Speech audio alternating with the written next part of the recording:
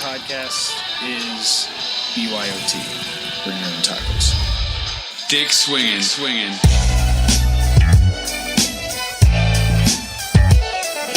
You're listening to American Slacker Podcast. We can say fuck. With Matthew Gertz and Jesse Landers. I don't care. I've been smoking. This is cool. That's a decent amount of sausage. This man needs a doctor. Yeah, I just hope they're tasty. What's up with these clowns, man? Cut the lights and went through people's pockets. Don't you point that at each other. Let them smoke a little. You need to step it up to that point. We're not gonna lead with the. We're not gonna lead with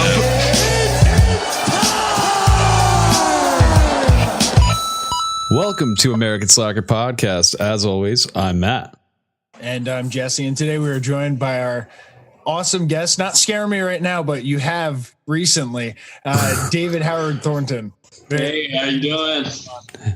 Hey man, thanks for joining us. It's awesome to be able to talk to you after watching your role in Terrifier, and furthermore looking into you and seeing you play so many roles like the Joker. I mean, that's crazy, man. Like to see you play full spectrums of clowns, let alone.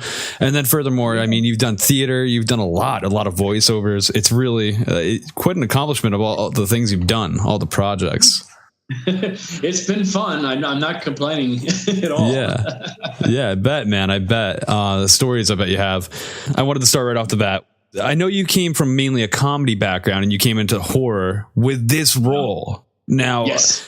What was the hardest part about coming from comedy to a horror role? Like in such a brutal role, no less, not just stepping in the door, but coming into a role of a premeditated character that already has a background and people love for the brutality and the very uniqueness of the character. Yeah, the hardest thing for me was getting over my fear of actually hurting my co-stars. Because I was a little bit too easy on the scene, especially my first night or so there. I was like, they're like, oh no, you can actually choke Jenna. I'm like, but I don't want to hurt her. It's like, no, go ahead. It's okay. It gives me something to work with. I'm like, are you sure? I don't want to hurt you. Oh man, I can imagine. Tough line to know where you're crossing it. Oh yeah, it had been a very surreal experience for her, especially because I'm covered in blood and have all that makeup on, and I'm just like, as they say cut, I'm like, are you okay? How are you? It's got to be so weird. I wish there was some existing footage of this. As soon as it's cut, and you're like, did I do too hard? It's you see this brutal character having compassion. Yeah. I think we had a lot of laughs about that a few times too, because where it's just beating the crap out of her, and then all of a sudden, are you fine? Oh man, seeing Art talk, very, very odd. Yeah. Now how long? Teeth in my mouth, so it made me sound a little bit stupid. Oh well, yeah, I can imagine. How are you doing? You okay? Oh boy, I sound like some hillbilly. Well, that was one of the I think the scariest things to me about Art the Clown was the pantomime and sort of the silent film style, very physical expression rather than actually saying things that are scary. It's all in the body. Yeah. And obviously the look, the very dark mouth that was very creepy as well. I mean, it's like a black hole in the pits of hell. That's exactly what he said. That's exactly what he said about it. Oh my God. Yeah. There was just so much about it. There's something about the face structure too, with the additive of all the prosthetic, the clay or whatever, it just puts it to an unnerving look. And man, the way we had gotten a chance to see the time lapse of you getting the makeup put on. Yeah. Now that must have been a process. Oh, it definitely is a process. It's a lot of glue on my face. Oh my God. Now, was it the first makeup test? I read that you had immediate chemistry on your audition for the role. And was the first makeup test the most brutal because it was getting adjusted to figuring out putting you to look like Art the Clown? Or was it was it more than the normal? The mask that the mold of the mask that Damien made the test mask off of what Mike Gianelli had. And so they also had to make a mold of my face while I was there. So that was kind of claustrophobic in itself. They had to do my face and also my teeth so they can do the prosthetics for the teeth. Oh, yeah. Yeah, because like the mask Mike had, Mike has a chubbier face than me. Most people do, but so it was like we had to make that fit the right way. So it didn't totally fit me perfectly, but it gave him a nice look and see what I would look like and everything like that. So it was interesting. It was fun though, because that was we had ordered pizza, and so the pizza guy showed up right when I had gotten in my full costume and makeup. Oh no! Oh wow, dude, you gotta go answer the door. I'm like, okay. Oh god, dude, that poor guy. Oh, that poor guy. Oh man, I was in full character too. I did it all in character, just silent and everything. I just opened the door and just stared. Oh wow! Like, what the fuck? Oh man, that'd be so cool if that guy just saw the movie come out later on and was like, "What? I saw that clown!" Like, that's who I get pizza to.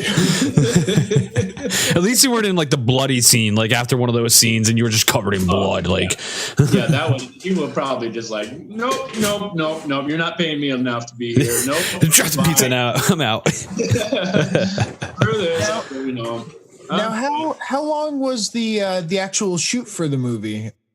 It was originally supposed to be 6 weeks. Oh wow! Okay. A few setbacks, and we also did some reshoots and added some extra scenes. So I mean, it really took between. We started filming October of 2015 and finished filming our final scene, I think, last year, April of 2017. Oh wow!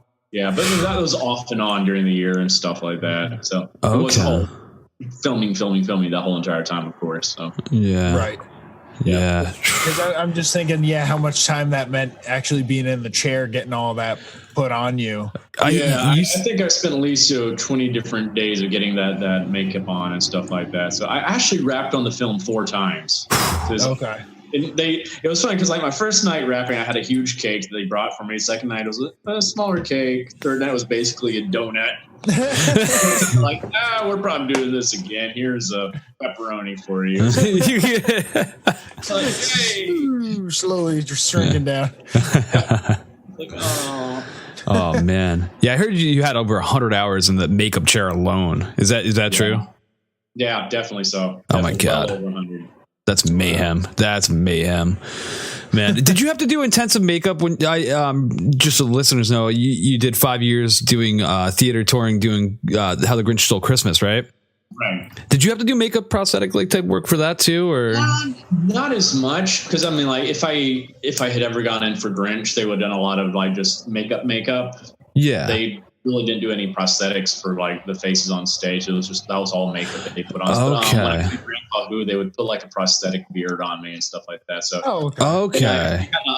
My first year doing Grandpa, after a while, especially doing the 4 show days where they had to keep on tearing it off in between shows and stuff like that, I ended up getting my skin got really irritated by it all. I got all these rashes, and it was because it was spirit gum, so they had to use Telesis instead, which is a lot better for the skin.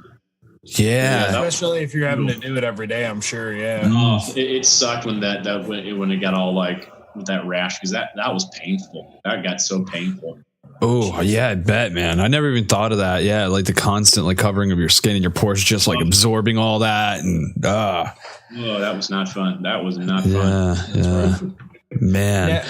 Now, so that was theater. Correct. Yeah. Is that where you kind of you started out then? That's where you came up studying kind of? Yeah, that's exactly. I started doing community theater back when I was I think it was my freshman year in high school, but I started auditioning. Oh, cool. For that, but I had done church theater before that too, which is kind of funny considering why I do now. Yeah, actually, not approved. Oh man, you don't think so? I don't know, man. It might be. You never know. You never know. Oh, it's been a long day since doing Moses and the Freedom Fanatic. So, oh man, those little church show days where you step forward and say your line, then you step back in the line. It's right. But Moses, what do we do now? The next kid just forgets their line and they just stand there he's choking. Feed him the line. Oh man. Yeah. Now, were you a horror fan before you took on the role of Terrifier? Because it seems like you had such a different the background. I would have expected you to come into this role and play this horrifying clown that makes Pennywise look like a little bitch. Like, it's amazing. Right. Yeah, I was like a little bit late to being a horror fan. I got into it my senior year of high school because before that my mom was terrified of horror films, so we never watched them in the house. It was like my friends dragged me out to go see Scream 2 when it came out. Such a good flick. Oh, I'm like, sweet, and I had so much fun. After that, I just got hooked on it. So, but I never imagined that I would be doing horror. I've always done comedy, so I was like, well, if I'm ever in a horror movie, I'm probably gonna be like the Jamie Kennedy character, like that, like the level, like goof that killed. I never imagined I'd be the killer himself. So yeah. And it seems like you like that, being in that position. You at least have fun with it. Oh, the villains are the best. Very true. Yes. Oh man, yeah. What was it like? So your take on the Joker, I just thought was so unique, man. You avoided trying to all the new mainstream ones. I feel like are following the same modified Heath Ledger role, and you took a combination of you, and then the cartoon Joker, and I feel like the Nicholson Joker. You took a bunch of different and just made it unique. Where did that come from, man? Did you have that idea for a while? Because I saw you did impersonations of the Joker previously before you did this. Yeah, that's pretty much what I did. He's like my favorite villain of all time, and I love all these different versions of the character. There have been so many great versions of him, and I ultimately think Mark Hamill's version is the best version. So that's the one I most model my version on, but I don't try to do full on Hamill voice. I try to add my own little thing to it, but I try to add little bits and pieces from especially Romero and Nicholson and Ledger to it. I'm going to steer away from Leto. Yeah, I don't blame you. My least favorite. I ignore that. I might throw that in just as a mocking way, just or something. I don't know. Yeah. So, now, were you a Batman fan as well growing up? Oh God, yes. Oh, I've always been a huge Batman fan because I've always been more of a Batman person than the Superman. And part of it, I just think Batman's a more interesting character, and he has definitely more interesting villains. 100% agree. Yeah, I've never been a Superman kid growing up. I don't know why. Superman was I want the regular man beating the hell out of all these bad guys. I like this dude. It's hard to relate to him. That's Spider-Man was always my favorite Marvel character because I could relate to him. I was that geek and stuff like that. He was he actually had problems in the real world where he was always struggling financially, and he had relationship problems. And it's you can relate with that character. That's Superman. Relate with. I'm dude, you got all the powers. He's from another world, man. He's from another world. That's what I like. Actually, a lot of people knock the Ben Affleck, the Batman versus Superman. I like that they address Superman as he's a god without any check and balance. It's crazy. I like that aspect of it. And man, I'm not a Superman guy. But he was too serious in those movies. That's what drove me crazy because I'm he's supposed to be a Boy Scout. And the killing too. They broke the rules. Batman's supposed to be the one that's all grumpy all the time. It's just that's what they had that balance between those two guys because they were near each other in that way. It's just it's Superman's always been the positive, upbeat one, and Batman's supposed to be the brooding one. But they were both brooding. I'm well, this is no fun. Yeah, it doesn't. Yeah, that didn't mash up. That chemistry was a little weird. Yeah, and especially Batman yielding guns kind of screwed with me. I was like, what? Yeah. This is not Batman. Yeah. I killed so many people in this movie. No, dude, literally, there's reels of it. And through the roof. Yeah. God. There's just the hypocrisy there. It's you're so dangerous. You can do all this stuff. And all these people. Have you not seen what you've been doing just the Batmobile alone driving through the city, man? They could have named it Batman Blastin' with appearances by Superman. Yeah. Public Works Department's going to have their hands full for months after. The budget can't handle Batman and Superman. That's coming out of the Wayne Enterprises. Oh, shit. So, man, coming into the art, where did the idea come to audition for being art actually? Because I didn't see anything about that, where you came into the idea of what, that's a role I would actually like to try out. Oh yeah, it was like, well, I had seen All Hallows Eve a few years ago when it first came out because I thought that was like a really cool character. I was like, when I first saw, it, I was like, oh my god, that is an awesome character. He was like, in my head, he was like an evil version of Mr. Bean. Oh, wow. And I had always wanted to play a Mr. Bean like character because I love that like the very physical character that's very mischievous and just, he's very selfish and just does whatever he wants. He only cares about himself and he's just whatever makes him happy. That's what he's going to do. I'm like, that's what Art is. I'm like, he's like an evil version of Mr. Bean. I'm like, God, I would love to play that character. And I was like, well, maybe another character one day. And then it was back in around April 2015. I was actually without a job at the time because I'd just come back from touring and decided to take some months off just to audition. And I came across an audition on Actors Access. They were looking for someone to take over the role of Art. And they needed a tall, skinny guy that had physical comedy or clowning experience. I'm like, yeah. Hello. So I contacted my reps and had them submit me for it, and the rest is history. It was perfect. That's it's awesome. One of those serendipitous things too, because the original Art, Mike Gianelli, he didn't want to come back for the role. He had retired from acting. Oh wow! Yeah, I have to do all that makeup and stuff again, and so they had actually hired another actor to play Art for this teaser trailer they did. I think helped with the Indiegogo campaign. Oh yeah, I saw that. Yeah. And he apparently did not. They offered him the role, and he just turned it down because I think he didn't want to wear the contact lenses of all things. I'm like, I don't either, but hello, dude. I mean, like, dude, yeah. But he's just kicking himself in the butt right now. Yeah, man. I've got to say, as far as odd thing to turn it down for. Yeah, when it comes to horror, man, your character that you've had the chance to play is one of the most iconic. It's blooming into such a cult character now, and man, wow, that's crazy. Just because of contact lenses, you denied the role. I mean, I'm just like, wow, dude, you gave up. I mean, it's great for me, but for you, that sucks. Hey, I was going to say, I'm glad he did, because I mean, God knows what it would have been with that kind of changed the butterfly effect. I feel like the way you did it, the way you worked with Damien, everything came out perfect, man. I mean, it was like it just seemed like it was meant to be. Yeah, man. Yeah, awesome. Yeah. Now, I do have a question about Art, and I'm going to try to do it without spoiling things for anyone else. Cool. Art's clearly not human. Maybe not. Doesn't humanoid? Yes. I will say there's something supernatural about him that you can tell at the end of the film. For sure. That's Matt and I were talking about that ourselves and trying to figure out the prequels. Yeah, and we're hoping that there's going to be a sequel to Terrifier.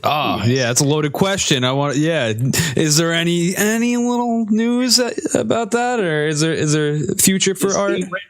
It's being written right now. So man, he's working on the first draft, and I think after he's done writing that, he's going to start trying to shop it to different not distributors, but like producers and studios and stuff like that, because we definitely want to have some studio support behind us this time, so we have a much bigger budget. Because I'm amazed with what we accomplished with the budget we had, and I can only imagine what we could really accomplish with a true budget for a film like this. And because we got some crazy ideas for this sequel, and we definitely have to have a big budget for that. So that's awesome. If you don't mind me asking, what was the budget for for Terrifier? I don't know if I can give the exact amount, but I would say it's probably a lot lower than you think. Okay. Lower than you think. And it was a lot lower than what I originally thought, and I thought I was giving a low number. And I was like, oh, wow. It's like when Damien told me the number, I just started laughing my head off for about 5 minutes. So I was like, wow. We did this with that? Are you kidding me? Well, it seems like he's kind of like a DIY guy. Like he really came up with a lot of methods to come up with these effects. He came up with the whole concept of the art. I mean, I see how he does things. Skills that we were able to make this movie on that type of budget. It was just like and I think that's what part of it was like it was his abilities to do special effects. He did it himself, so that saved us money from having to hire people to do that for us. To bring in and the quality for him. Yeah. I mean, he would like film, come do some of my makeup. When he was done with my makeup, he would go film. Then in between setting up shots, he would go over and work on some of the prosthetics he had on the side, like adding hair to it or like whether he had a paint on them and stuff like that. And it's just like, I don't know how the guy got any sleep or anything because he was busting his ass. Did he solely do your makeup? Yeah, he did all my makeup. That's insane. The practical effects he saw in the film, he did it himself. Like we had another girl come in that did the preliminary, just basic makeup for everybody else. But if it came to any of the battle damage and stuff like that, any wounds, Damien, he was like, no one's doing that except for me. Wow. He's a special effects guy. That's his thing. And so I'm like, and I think that's what really saved us on the budget. Yeah. That's awesome. That's really cool. And I also love the it has such an 80s horror film feel to it. Especially the intro song brings you right into that feeling, right? Yeah, and doesn't that? That's as you're building your toys, your tools of destruction. I thought that was the perfect intro to a movie.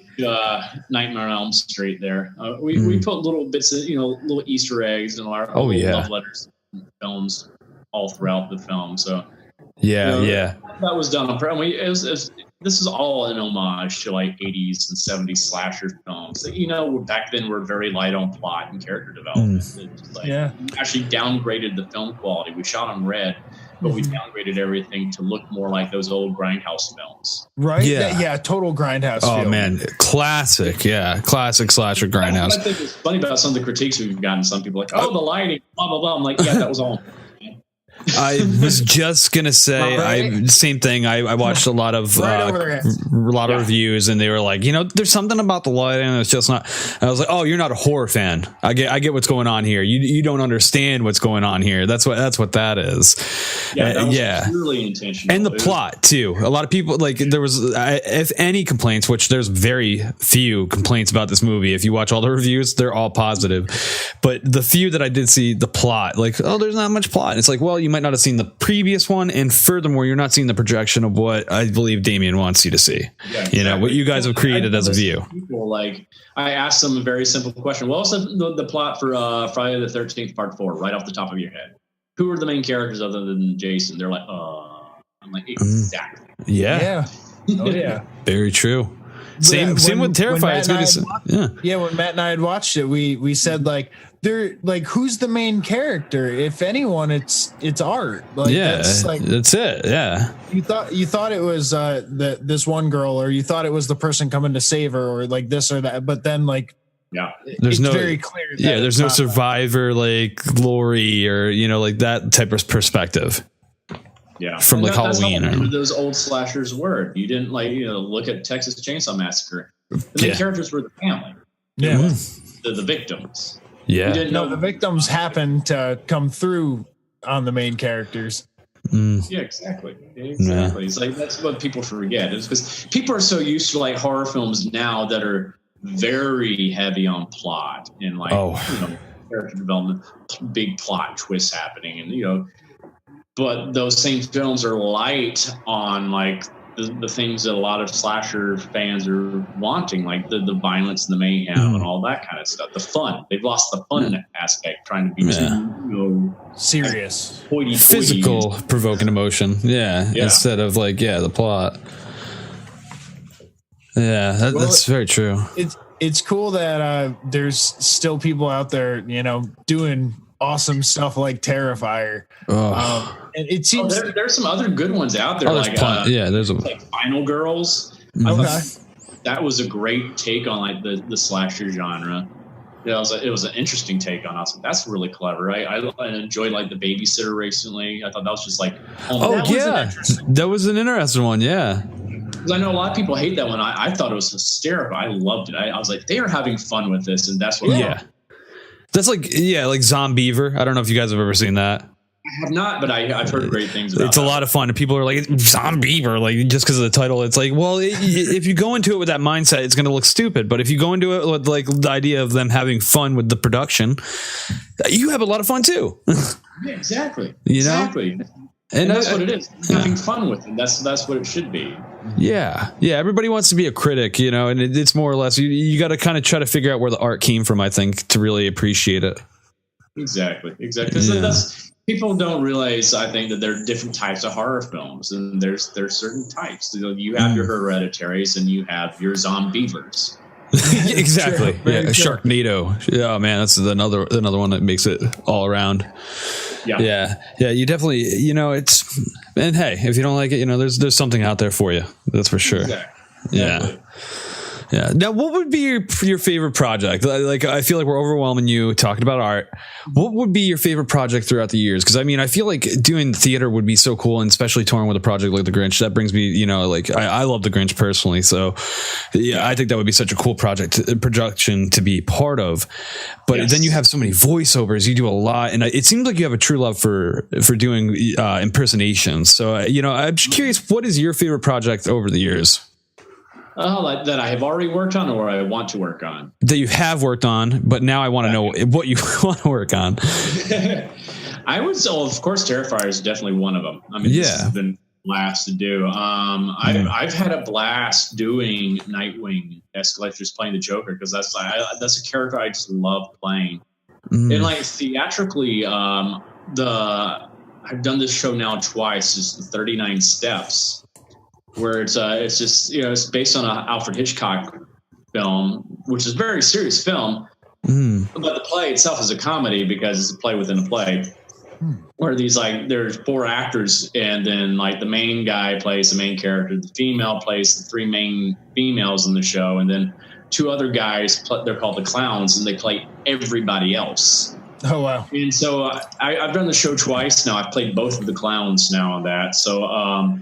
So I've played well over 40, 50 characters in that show. And I'll have characters that are interacting with the same character I'm playing in the same scene. I have to go between characters, having conversations with myself and doing different accents and voices. Wow. It's such a crazy, funny show. And I that's one of those shows I could do over and over and over again, because there's so many different ways you can do it. And it's just Yeah, I could imagine. So being on the stage is more of a calling to your heartstrings, I guess. It is, in a way, because there's that instant feedback from the audience. If something's working or not. But there are different things that work. That I like about film over stage. Film, if you make a mistake, well, you can go back and just cut. Let's do that again. But on stage, you have time to really sit there and develop a character over the whole entire, arc of however long you're doing the production. While I was doing Grinch, I had 5 years to really develop Grandpa Who and stuff like that, and find new things with them. On film, you just have that one moment where that one day you're filming that one scene, and that's it. So it's crammed. It drives me crazy. I'll go home and I'll think, I could have done that. Shit. I'll try this out, see how this works. Huh. I never thought about it like that. That's amazing. Interesting. Because over the 5 years, how many times would you say you performed? It's got to be insane, right? Mm-hmm. For the Grinch, to isolate that. Grinch, I had well over 300 Christmases. Wow. Oh my God! So 300 performances to perfect something versus, how many takes did you get? Would say Art the Clown? Per scene. On average, would you say 1 or 2? It was pretty quick, right? Did you take a lot of cuts, or? We would do 5 or 6, I would say, from different angles. Half a dozen. Reasons, but that's okay. That's just that one day, and that's not where I have time to sit on and let it stew in my brain for a little while and come back. Because I like to play when I act. I like to play around and find new nuances and stuff like that. And so that's definitely the challenge with film. You have to think of this stuff right there on the spot, and that's what it is. Whatever you get there is what's going to be. As opposed to stage, you can just let that evolve over time. So those are little things. Different beast, it sounds like. Did you sit with the script a lot, beforehand? I don't know how long you had it, but did you sit with the script for a while and really sit there and on your own just perfect this idea you were going to go in there and just balls loaded? Because it seems a lot of those scenes. Sometimes it was just okay, I would ask Damien, because sometimes Damien had very specific things he wanted to do. Other times he's just let's play. And I'm okay, and we would just in the moment just come up with things like the scene where I like flick off, give the bird to Victoria's character. Oh yeah, like, that was all after they had already said cut, and I was just joking around on set, and Samantha's walking back, and I flicked her off, and they caught it on video, and the whole crew just died laughing, and like they're like, "Oh my god, did we get that?" I'm like, "Yeah." I'm like, "Let's keep that in there because that made the whole crew laugh." So that's an iconic image, man. That's hilarious. yeah. Yeah, wow. I love that. That's an outtake. That's amazing. Yeah, that was totally an outtake. It wasn't supposed to be there. It was just like me just goofing around, being silly. Wow.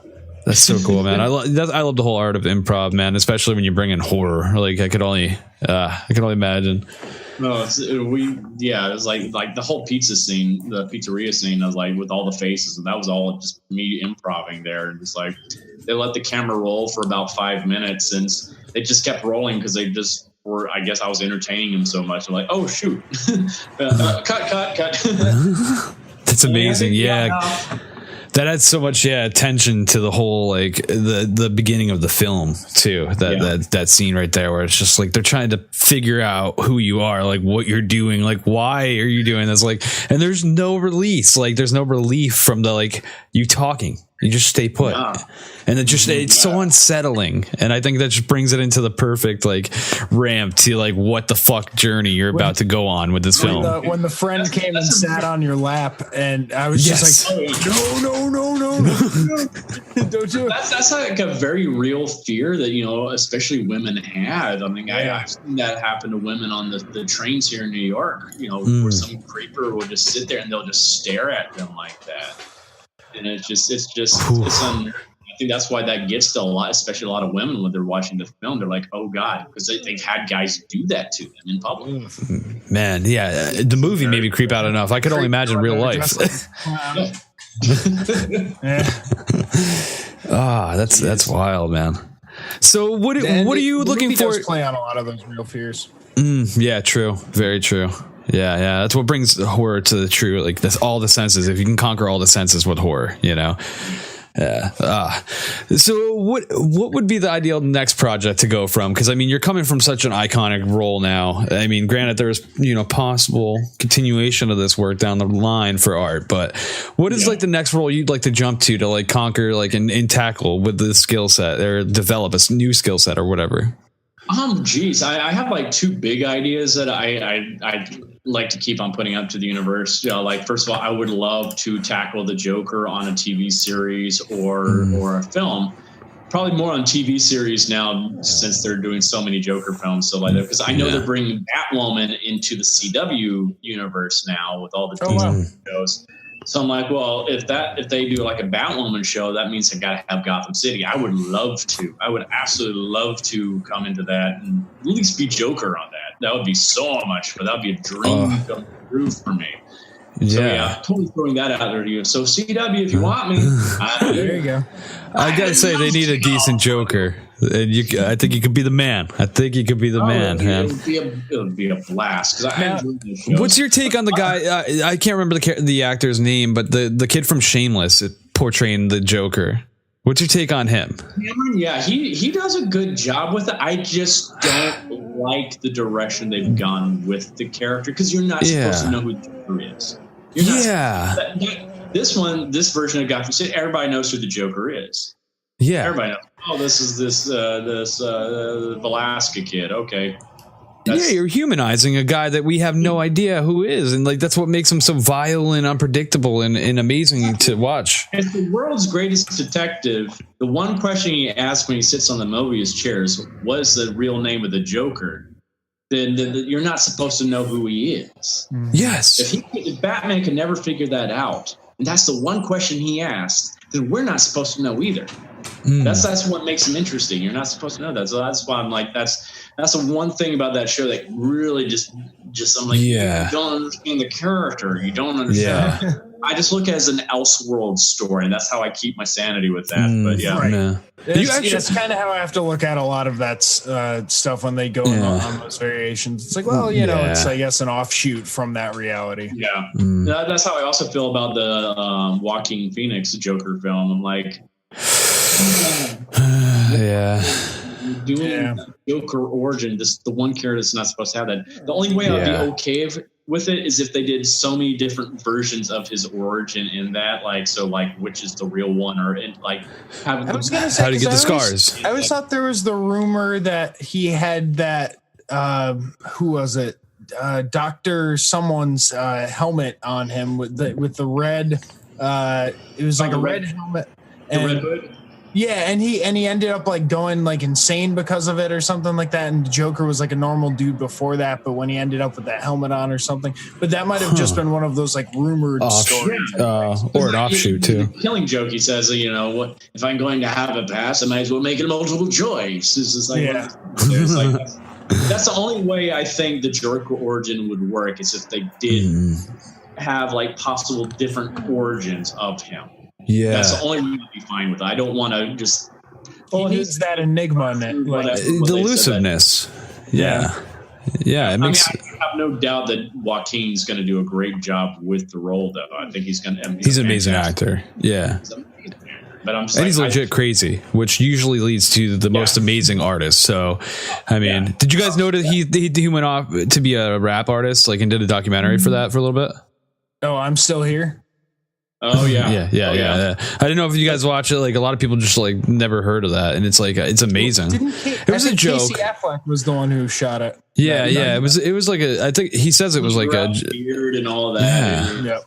Yeah, it's amazing. He's just a character guy like Daniel Day-Lewis, I feel in his own perspective though. Yeah, so my dislike for the film has nothing to do with him. I think he's going to bring interesting thing to the character. I can't wait to see what he does with the character. I just don't like the idea. Exactly like Gotham. I feel the same way. They have so many. You have 75 years worth of Joker stories to tell. Yeah. Why not do one the one I wish they had actually done is the one-off they did back right after Dark Knight came out. It was just called Joker, and it's where one of his henchmen comes and picks him up from Arkham, and you're seeing everything from the henchman's perspective. Oh wow! Just sick, depraved guy. He was one thing I just loved. I would love to see that actually done on screen. Is this a graphic novel? This one? Yeah, it's a graphic novel. Okay. And he goes to pick up Harley from he's trying to go find Harley, and she's been working in a strip club, and so he goes up and takes the guy that was basically abusing Harley at the strip club. He takes him backstage and flays him of all of his skin, removes all of his skin. He's still alive, and he shoves him back out on stage. At the strip club, and he's strip for them. It's just oh wow, that's something Joker would do. It's that's he thinks that's funny. Yeah, it's appropriate. It fit for what this guy had been doing. I'm that's awesome. Right. That is. He's such a complex character, and you can do so many things with him. Don't just do an origin story. Do one of his other stories. Something interesting with him. I know, earlier this year, Kevin Smith mentioned that he wants to do a Batman story, but do it as a horror story. Oh. And maybe set in Arkham Asylum, do something darker. That could be even darker. Yeah, really. Arkham, and that would be fantastic. Even the Arkham Asylum video games, I got horror vibes playing. Yeah. The Croc in the sewer. Croc. Oh my God! Yeah, I'm glad we both went right immediately there. That's just terrifying. He was doing too. It was just and even the little Easter egg parts with Calendar Man and all the stuff in his cell and shit. It's great. He's so happy. Yeah. I gave him down to my little brothers when I was done with them. I was here, you have to play this. Yep. Especially the ending to the second game.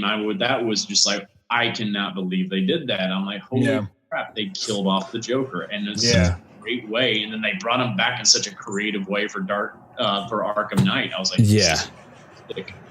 yeah, man. I'm surprised how well the video games, the storyline. They did a great job on those. Yeah. I love those games. Yeah. Well, I have to say, with your love of the Batman series, and your impressions being so well done, you would make a great CW Joker. Well, I think they should definitely go for you. Thank you. I also did tell you the other one I want to do is because I think not Daredevil, but Deadpool proved that this could work now, is take the original, like do a remake of The Mask or reboot of it, but do it as the Dark Horse Comics version of The Mask, where it was that violent mask.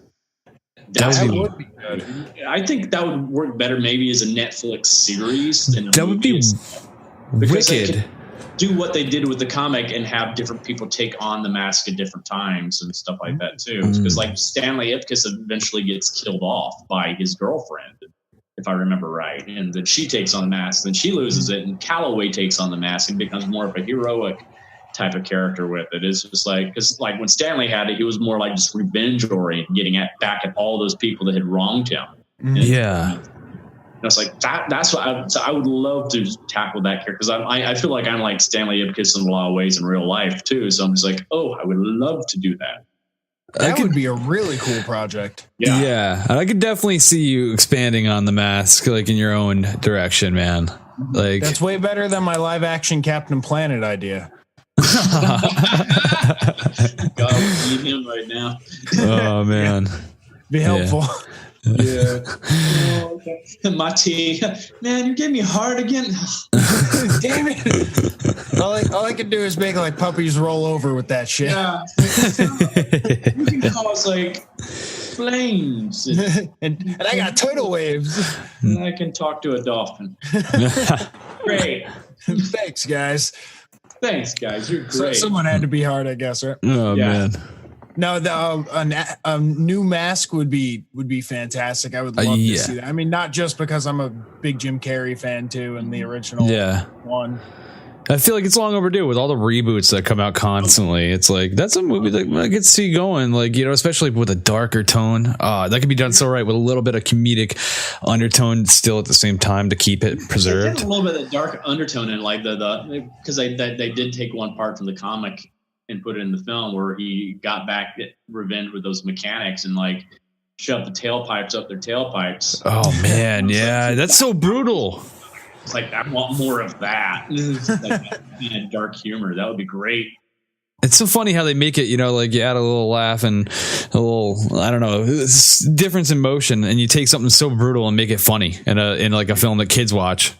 But like he stuck a muffler up that dude's rear end. That's crazy. That's like hardcore brutal. Yeah, but they would be dead. Oh, beyond because if that's like Looney Tunes, you know, they get away with it. But you have like a live action thing where it's referenced, it's a lot worse. Yeah. Oh my god, yes. Yeah. Oh my god, yes. That's what I love about that character, though. He can just do so much because he has that cartoonishness about him. So he very true. Defies the laws of physics in so many ways. So it's like, oh, what a fun character! You can do so much with that. Yeah, I always remember the scene where he like got all the bullets in him. Yeah, and like all the water came out, or the drink that he had, and then he like spat them all back out. Yep. Oh yeah, man.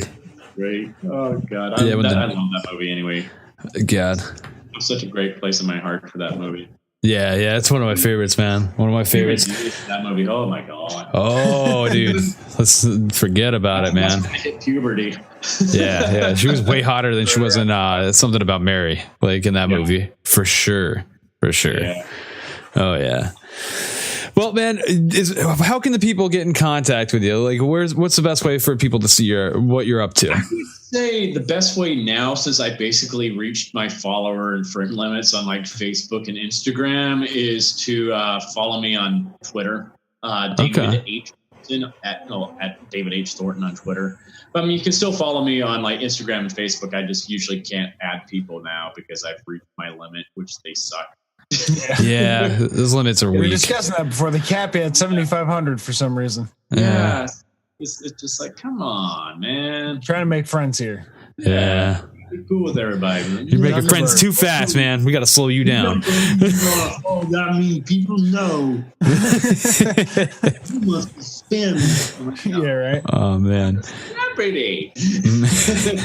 And any appearances you're making anytime soon? Anything cons or anything?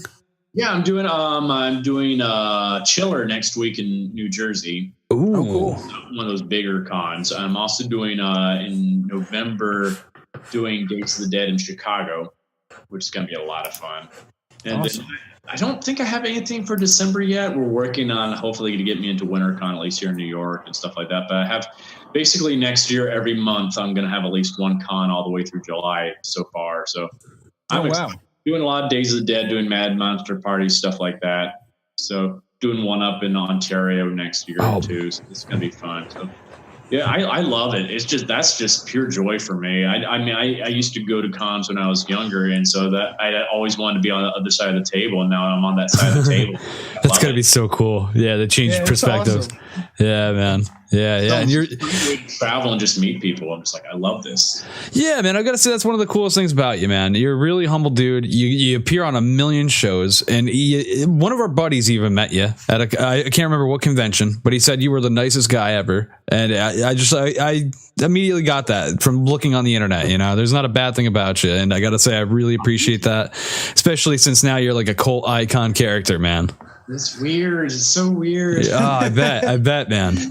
I'm still wrapping my head around all that. To me, I'm just me. I'm still like the shy, dorky. You know, I always say I'm like an extroverted introvert. So just like it's weird for me. I'm like, this is the new life for me. So keep doing what you're doing because it's working. Yeah, don't change, man. I'll keep doing it then. Yeah, man. We love the hell out of it. And thank you so much for coming on, man. For sure. Thanks for having me, guys. This is a blast. Oh yeah, definitely, man. And real quick before we wrap this up, if you guys want to check us out, Facebook, American Slacker Podcast, you'll find our Facebook, you'll find the American Slackers group where you can chime in with slackers just like yourself. Also, check out the Instagram at American Slacker Podcast, the promos and art for each and every show. And our website is AmericanSlackerPodcast.com. You can also find us on Twitter and Reddit at AMERSLKR Podcast. All of our stuff's going up on YouTube as well. Please rate and review the show on iTunes and support us on our Patreon. David, thank you so much for coming on the show again. It was a pleasure talking to you. It was great having you on. You're welcome back anytime. Anytime, man. Yeah. We can't wait to see what you do next, man. We're really looking forward to it. Whatever project you're doing, we're going to be behind it for sure. I appreciate it. Thank you, man. And until next time, people, that's it. There you go.